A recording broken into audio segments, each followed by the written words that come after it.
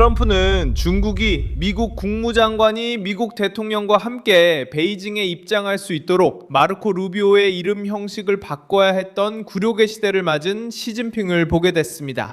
우리가 지금 알고 있는 마르코 루비오는 이제 마르코 루입니다. 2026년 5월 15일 금요일, 이번에는 이름이 바뀐 것이 부끄러운 일이 아닙니다. 진짜 부끄러움은 그 뒤에 숨겨진 후퇴에 있습니다. 베이징은 루비오가 중국 정권을 비판하고 홍콩 문제와 위구르족 그리고 중국 공산당에 대한 강경한 태도를 보였다는 이유로 그에게 제재를 가했습니다. 하지만 트럼프는 바로 이 남자를 중국으로 데려갔고 중국 지도자를 쓰디쓴 선택 앞에 세웠습니다. 루비오를 막고 워싱턴과 직접적인 위기를 감수하든지 말이죠. 아니면 루비오를 받아들이고 번역이라는 꼼수로 패배를 감추는 방법이었습니다. 시진핑은 감추는 쪽을 선택했습니다. 이름을 바꿔야 했던 쪽은 중국이었습니다. 문을 열어야 했던 사람은 시진핑이었죠. 그리고 누가 제재 대상자를 힘의 상징으로 바꿔놓았을까요? 바로 트럼프였습니다. 지금 곧 이 모든 이야기를 들려드릴 겁니다. 하지만 계속해서 정확한 정보를 얻고 싶으시다면 지금 채널을 구독하셔야 합니다. 실시간 정보와 지금까지 본 적 없는 최고 수준의 저널리즘으로 전해드립니다. 신뢰의 기준 밀손 알비스입니다. 루비오는 관광객이나 조연으로 중국에 들어간 것이 아닙니다.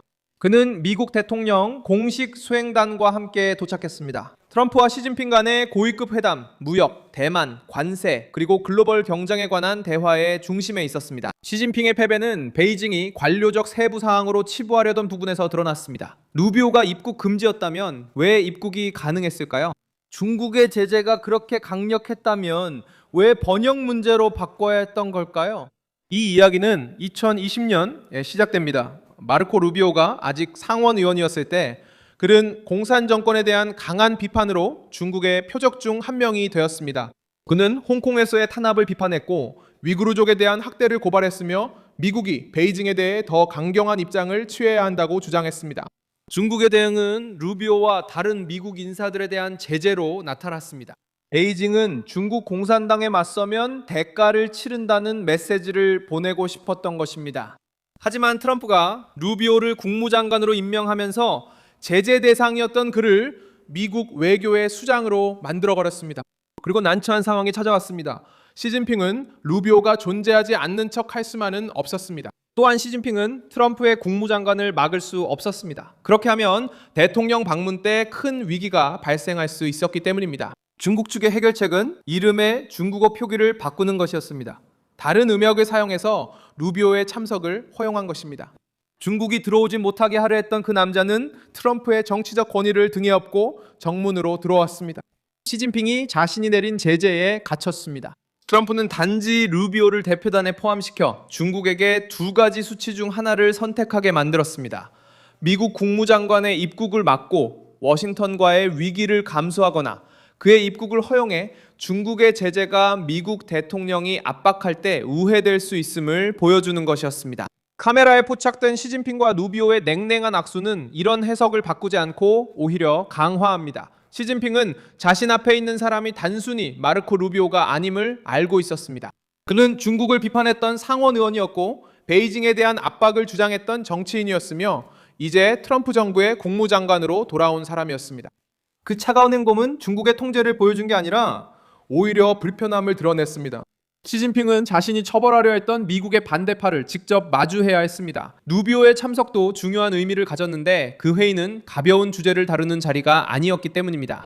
베이징에서의 대화는 대만, 관세, 무역, 기술, 그리고 세계 두 강대국 간의 직접적인 충돌을 피하려는 노력까지 포함됐습니다. 루비오는 미국의 대만 정책이 변하지 않았다고 밝히며 중국이 무력으로 섬의 지위를 바꾸려는 어떤 시도도 경계해야 한다고 경고했습니다. 이로써 그 사건은 더 상징적 의미를 갖게 됐습니다. 베이징으로부터 제재를 받은 그 남성은 중국에 입국해 중국 공산당을 가장 화나게 하는 주제에 대해 계속 이야기했습니다. 트럼프는 이번 방문을 통해 미국의 외교가 무릎 꿇고 이뤄지지 않을 것임을 보여주었습니다. 시진핑이 강대국의 지도자, 즉 미국과 동등한 수준의 지도자라는 이미지를 유지하려고 애쓰는 동안 중국은 루비오를 수용하기 위해 자체적으로 해결책을 마련해야 했습니다. 강경한 태도를 취하기를 좋아하는 그 정권도 유연해질 수밖에 없었습니다. 외국인 비판자들을 처벌하곤 하던 정부가 유명한 비판자를 맞이해야 했습니다. 루비오를 처벌의 본보기로 삼으려 했던 나라는 결국 루비오를 후퇴의 본보기로 만들고 말았습니다. 이런 장면은 국제 정치에서 결코 작은 일이 아닙니다. 외교에서는 이름, 의전, 좌석, 사진, 악수, 입장 순서 등이 모두 큰 의미를 가집니다.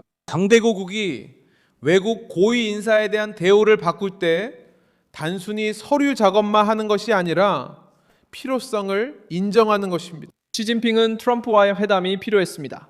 무역 갈등이 폭발하는 것을 피해야 했습니다. 관세에 대해 논의해야 했습니다. 타이완 문제를 대화의 중심에 두되 만남이 공개적인 위기로 번지지 않게 해야 했습니다. 그래서 중국은 루비오를 참았습니다. 역사는 거대 정권들이 미국이 필요할 때 이전에는 용납할 수 없다고 했던 상징들도 참아낸다는 것을 보여줍니다. 1972년에 리차드 닉슨은 워싱턴과 베이징이 수십 년간 단절된 후 중국을 방문했습니다. 그 방문은 양국 관계 정상화의 길을 열었고 냉전의 균형을 바꿨습니다. 수년 동안 미국을 이념적 적으로 여겼던 공산 중국은 소련에 맞서기 위한 여유가 필요했기 때문에 미국 대통령을 맞이했습니다. 그 행동은 단순한 방문이 아니었습니다. 그것은 전략적 계산의 인정이었습니다. 베이징이 더 큰 판에서 살아남아야 할 때 이념은 뒷전으로 미루고 미국의 존재를 받아들입니다. 이제 트럼프와 함께 그 논리가 다른 방식으로 다시 나타납니다. 시진핑은 루비오를 호감으로 만난 것이 아닙니다. 루비오의 방문은 미국 대통령의 영향력과 함께 왔기 때문에 시진핑이 그를 만난 것입니다. 다른 나라들도 제재와 정치적 금지 조치가 외교적 비용이 너무 높아질 때 종종 협상의 수단이 된다는 것을 이미 보여주었습니다. 예를 들어 영국은 신장 문제에 대한 비판 이후 중국으로부터 국회의원들과 상원의원들이 제재를 받은 적이 있습니다. 그리고 몇 년 후 베이징은 관계가 개선되는 가운데 이러한 제재 중 일부를 해제했습니다. 교훈은 간단합니다. 중국이 처벌하고 싶을 때 위협하기 위해 처벌한다는 것입니다. 대화를 해야 할 때는 패배한 것처럼 보이지 않기 위해 출구를 찾습니다. 루비오와의 경우 출구는 제재를 깔끔하게 철회하는 것이 아니라 이름을 바꾸는 꼼수로 나와서 더욱 민망했습니다. 시 주석은 체면을 살리려고 했지만 남은 이미지는 달랐습니다. 트럼프가 제재 대상자를 베이징 안으로 데려간 셈이죠. 이제 정치적 효과는 계속되고 있습니다. 루비오는 들어갈 때보다 더 큰 정치적 존재감으로 중국을 떠났습니다. 그는 위장된 중국의 후퇴를 상징하게 되었기 때문입니다. 트럼프는 시 주석이 자신의 집 안에 정치적 적을 받아들이도록 강요한 사람이라는 이미지를 안고 나왔습니다. 그리고 시 주석은 자신의 정권이 막으려 했던 인물의 입국을 허락했다는 부담을 안게 됩니다. 중국은 이를 표현상의 조정이라고도 번역이라고도 부를 수 있고 양보는 없었다고 말할 수 있습니다. 그러나 그 장면은 이미 전 세계에 퍼졌습니다. 트럼프는 루비오와 함께 도착했고 시 주석은 루비오를 맞이했습니다. 그리고 베이징은 백악관을 상대로 제재가 힘을 잃었다는 사실을 인정하지 않기 위해 이름을 바꿔야 했습니다. 저는 밀스톤 알비스 국제관계 전문가입니다. 제 목적은 매일 진실로 여러분께 정확한 정보를 전해드리는 것입니다. 뉴스링크는 영상 설명란에 있습니다. 이 영상에 좋아요를 눌러주시고 채널을 구독해주세요. 그리고 마지막에는 댓글도 확인하셔서 밀스톤 알비스 커뮤니티와 더욱 활발하게 소통해보세요.